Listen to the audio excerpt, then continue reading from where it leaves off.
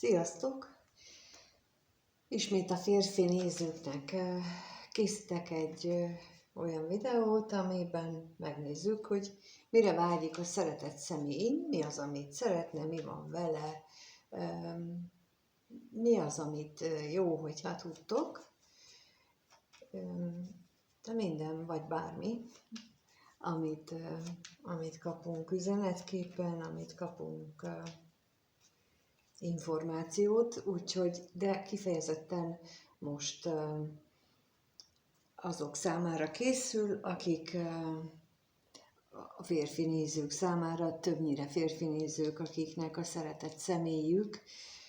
hát mondjuk úgy, hogy nőnemű, és akkor azért van most itt ugye másik személyjelölő. Ismét elmondom, hogy egyéni konzultációt is tudtok kérni tőlem, ahol így megbeszéljük, a leírásban található, ahogyan ugyanezt a kirakást is lehet kérni egyéniben is, az viszont videós, úgyhogy neki is kezdünk. Tehát mit lehet tudni, mi van ezzel a szeretett személlyel, mi van vele, mi történik körülötte a fejében, szóval bármi, amit megtudhatunk vele kapcsolatosan.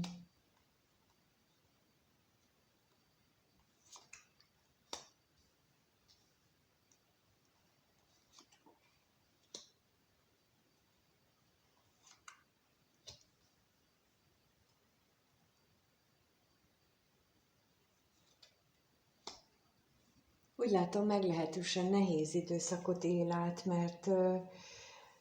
úgy is mondhatnám, hogy elég szerencsétlennek érzi magát, és ez leginkább azért van, mert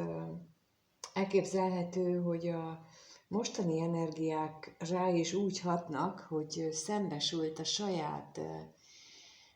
kis hazugságainak a következményeivel. És ezek a kis hazugságok tulajdonképpen mindannyiunkban, vagy legtöbbünkben ott vannak, inkább így mondom, lehetségesek kivételek, de az életünk nagy részében olyan körülmények között élünk, amikor úgy hozza az élet, hogy nem az őszinte valót mondjuk. És ez nem azért van, mert ő vagy bárki hazudni szeretne, hanem azért, mert így alakult az életünk. Gyermekkorunkban azt láttuk meg, vagy azt láttuk a környezetünkben, hogy ők is megfelelésből, vagy szeretetből a másik személynek olyat tettek, amit egyébként elsőre azt mondták, hogy én most nem, de aztán mégis megtették, és utána ezt így elfogadták, hogy akkor jó, hát akkor ő ettől boldog, és akkor megteszem újra és újra. Ez az megfelelési kényszernek a kezdeti lépései, vagy kialakulásának a lépései, és például ilyen típusú hamisságokkal, ilyen típusú hazugságokkal találja szembe magát ez a szeretett személy most, és ráébredt, hogy ez borzasztó sok nehézséget hozott az életébe. Lehetséges, hogy most is van éppen egy aktuális nehézség, aminek kapcsán ezt ő így megéli. És még az is elképzelhető, hogy ő ennek hatására egy új szakasz szeretne indítani az életében, egy új és másik szakasz, de akkor itt megkérdezem, hogy a gyermek mit jelent.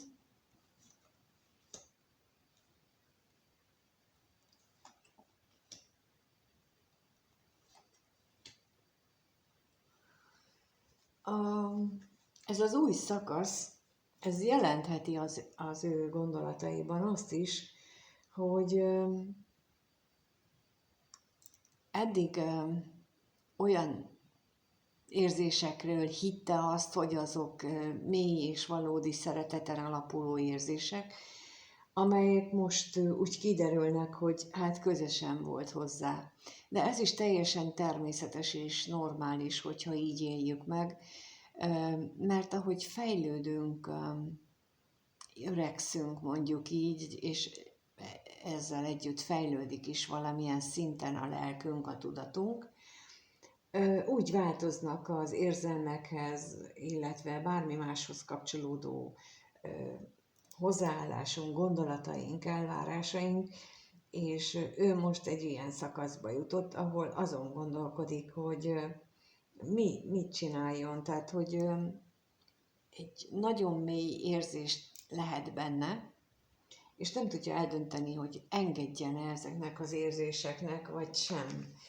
És akkor most kérnék szépen a bosszúságra is, mert gyanítom, hogy ez nagyon nagy problémát okoz neki. Bizony, mert úgy látom, hogyha ő engedene ezeknek a vágyaknak, ezeknek a gondolatoknak, hogy az érzéseit kövesse, akkor megint szembesül olyan helyzetekkel, ahol hazugságra kényszerül. És itt, hát én azt mondanám, hogy nem kényszerül,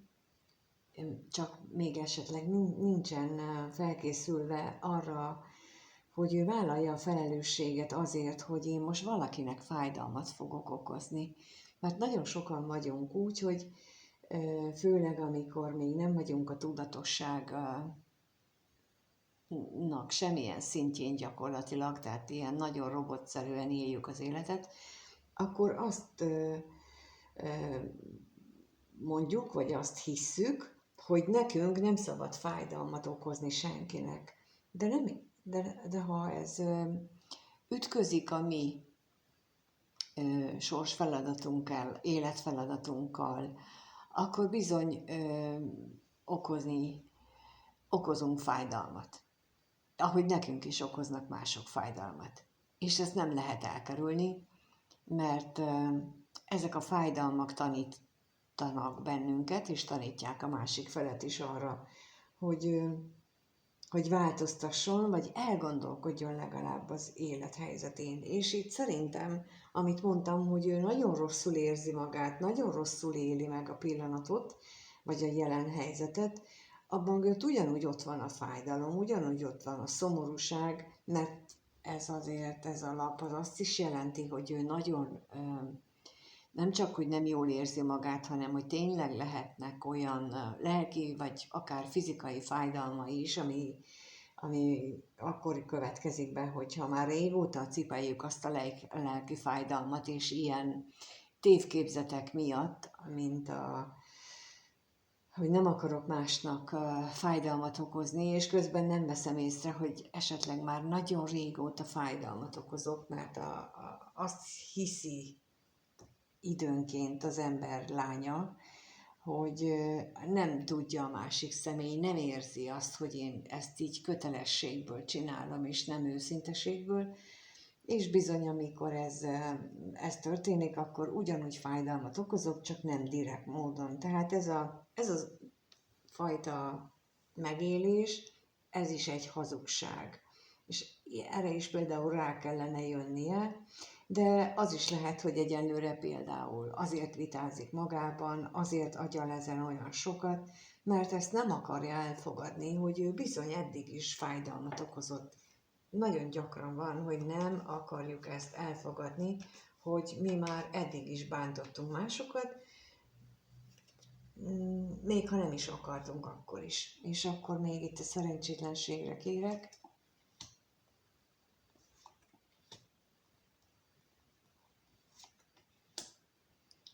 De úgy látom, hogy, mint ahogy mondtam az előbb, hogy ezek a fájdalmak, ezek szükségszerűek az életünkbe, mert ezek által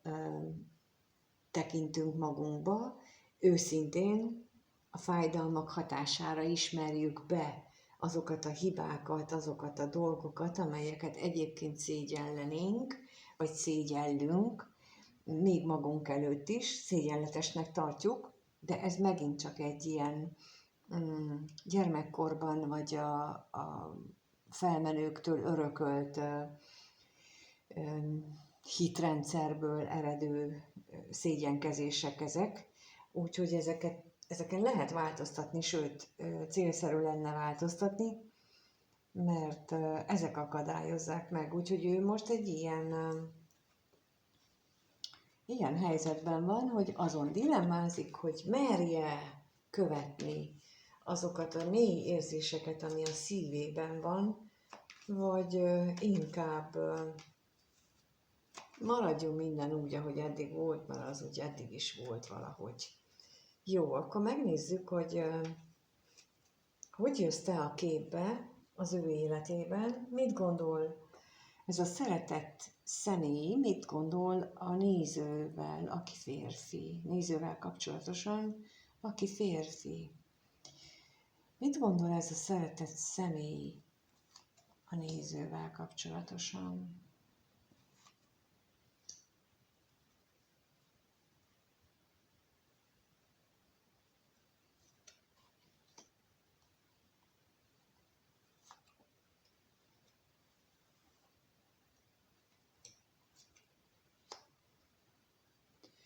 Lehetséges, hogy fél beszélni azokról a gondolatokról,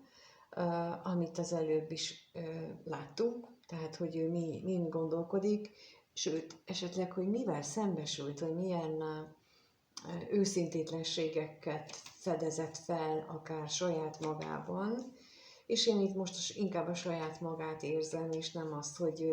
mondjuk benned vagy veled kapcsolatosan, mert ott nagyon is arról szólt, hogy ő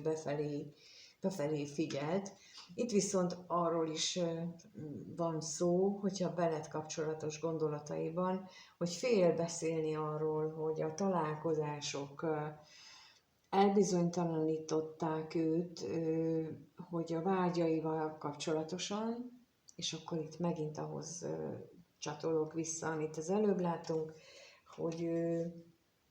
merje követni a saját vágyait, és akkor itt átkapcsolt egóba, mert a gondolkodás az mindig ego, az nem a lélekre, a szívre való hallgatás. Tehát ő nem meri ezt elmondani, még ha találkoztok akkor sem, hogy ő bizony ezeken gondolkodik, ezeken dilemmázik. És akkor a látogatásra kérnék szépen, hogy mit jelent a látogatás itt. Bizony, azt látom, hogy amikor ti találkoztok, vagy amikor a találkozásról beszéltek, vagy tehát a veled való kapcsolatában újra és újra kitartóan ott van benne az a fájdalom, az a kellemetlen érzés, hogy mit csináljon a vágyaival, megmerje élni, nem merje megélni, mit szólnál te hozzá, akarnád-e, elfogadnád-e, és a bíróra is kérek még, hogy miért ilyen bizonytalan.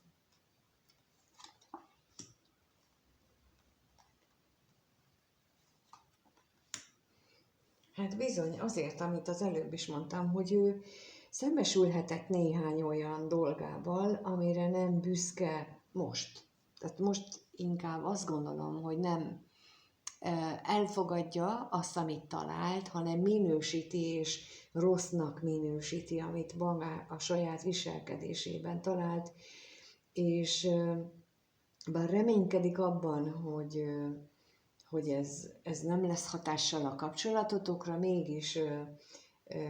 bizonytalan a tekintetben, hogy ő veled kapcsolatosan folytassa-e, vagy mit csináljon. Mert hogy abban valójában, ugye az előbb láttuk itt, hogy abban bizonytalan, hogy ő van-e joga az ő érzéseire hallgatni, vagy ahhoz az élethez van joga egyedül, amit korábban már bevállalt. És akkor még itt a félelmekre kérnék szépen, hogy akkor mit tudhatunk meg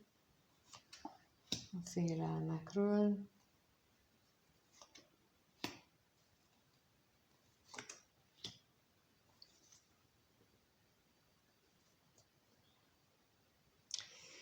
Bizony itt az anyagi világgal kapcsolatos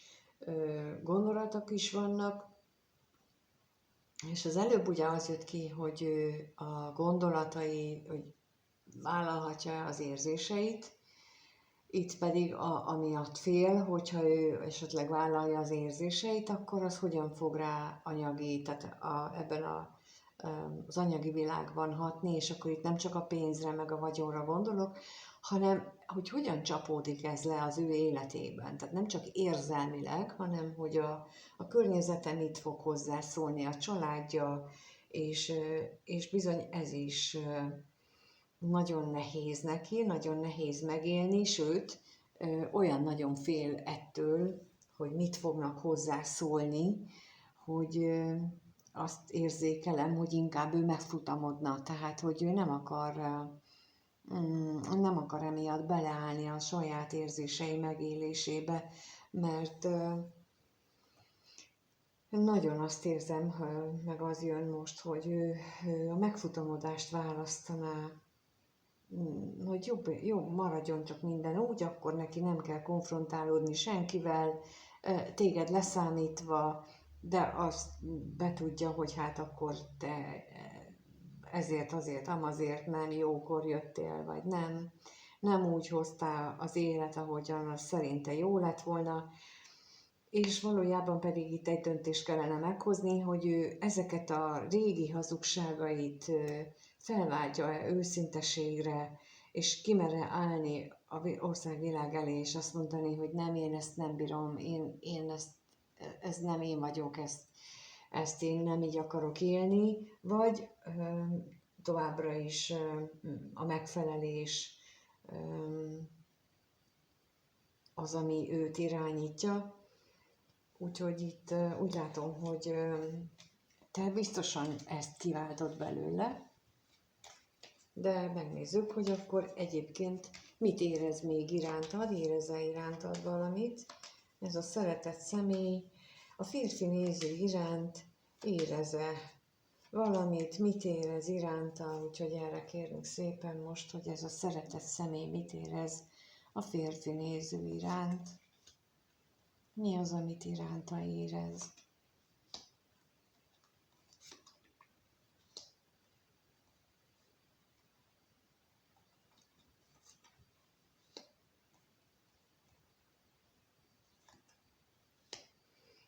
A fenekestől felforgattad az életét, az egészen biztos, ez így már amikor raktam ki, akkor jött. És tulajdonképpen ezzel a találkozásotokkal, és ezzel rengeteg belső problémát él meg,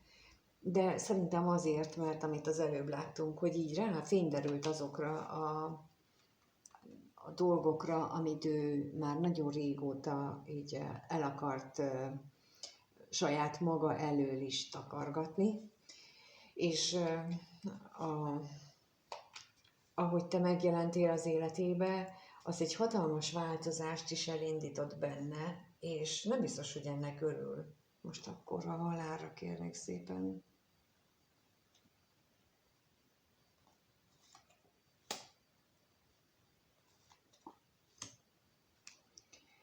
Nem annak nem örül, hogy te vagy, hanem annak nem örül, hogy ő neki változnia kell. Na most ő lehet egy olyan fix jegyű személy, akinek borzasztó nehéz a változtatás, még akkor is, hogyha ő látja, érzi annak szükségességét, az ő ilyenek esetében a változás lehetősége a 40-es évet követően, a 45-50-es években érkezhet el. Előtte nagyon kevés esélye van annak, hogy ő stabilan belemer állni, hogyha fix dominanciája van, például a horoszkópjában, akkor megélheti ezt, hogy újra és újra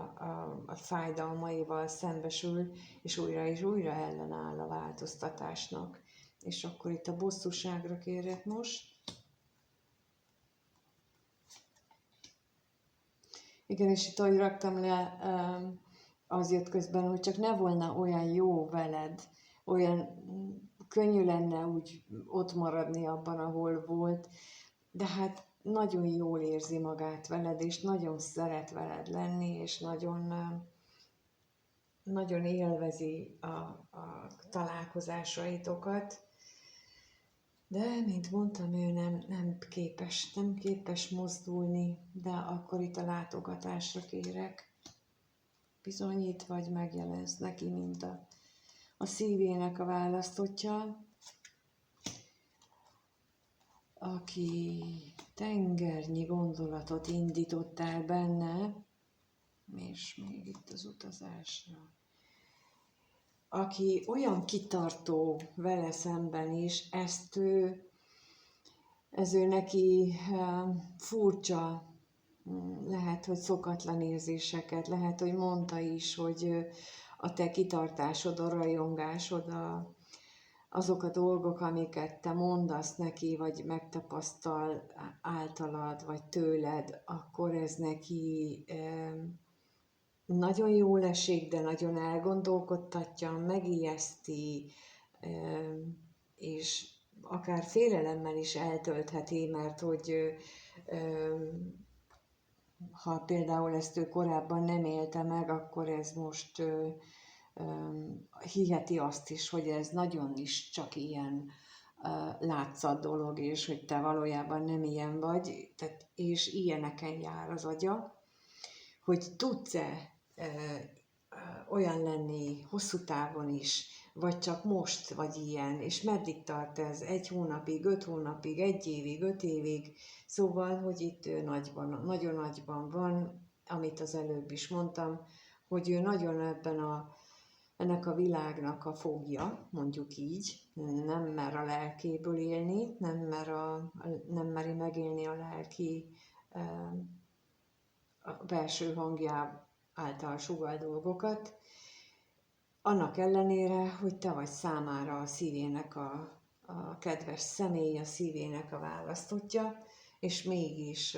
nagyon-nagyon sok kérdést vett fel magában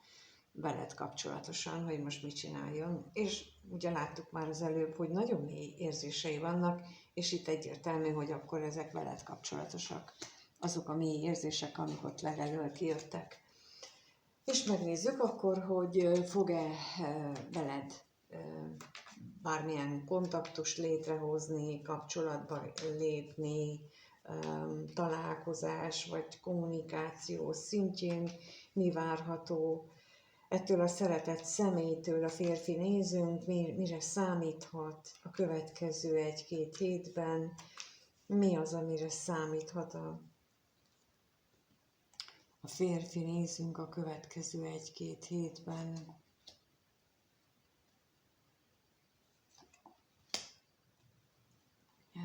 Erre kérek.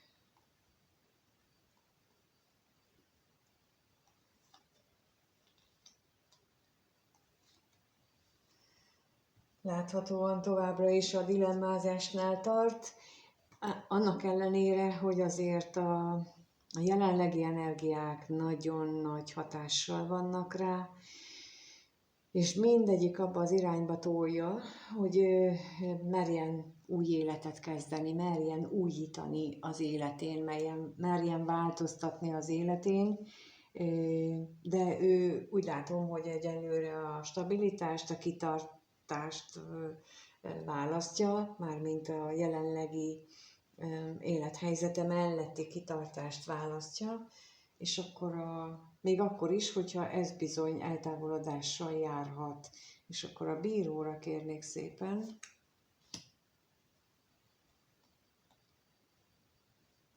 Hát ő agyal, állandóan a nehézségeket látja maga előtt, nem csak fizikai szinten, hanem a lelki szintű nehézségeket is. És akkor a katonatisztra kérnék szépen még.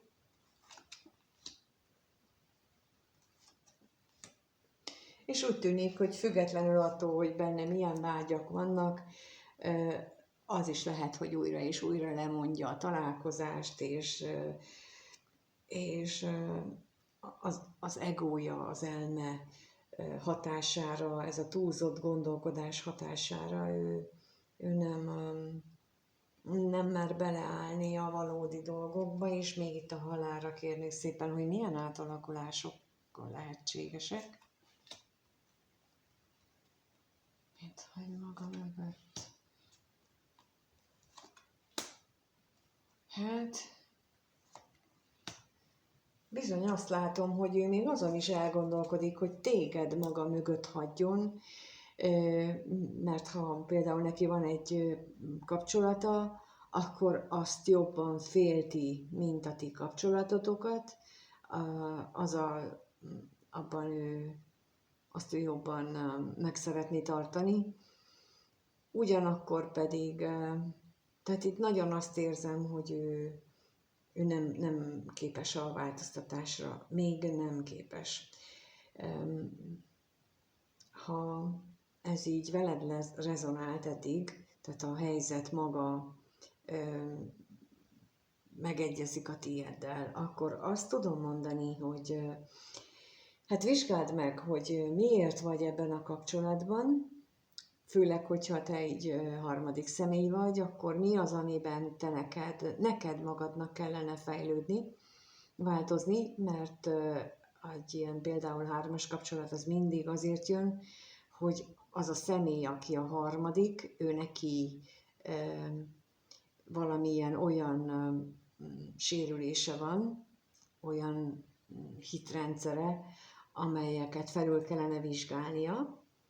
és megnézni, hogy ő miért tartja magát alkalmatlannak arra, hogy ő legyen egy például férfi lévén egy családfenntartó, hogy neked saját önálló családod legyen. Mi az, ami megakadályozza a többi nőt, vagy a többi